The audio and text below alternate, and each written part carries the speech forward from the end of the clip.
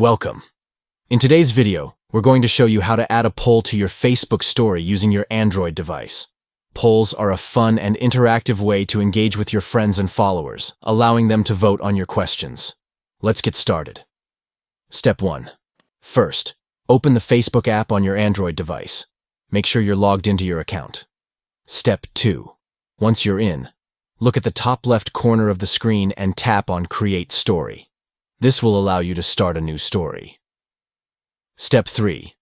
Now, select the photo or video you want to add to your story.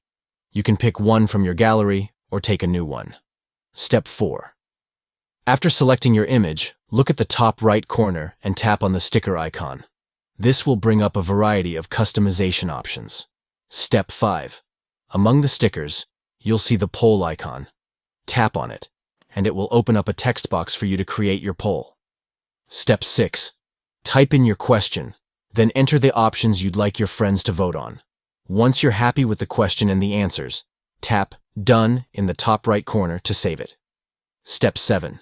Finally, tap Share to post your story with the poll. Your friends can now vote and interact with your post, and that's it. You've successfully added a poll to your Facebook story. It's a great way to engage your audience and get instant feedback.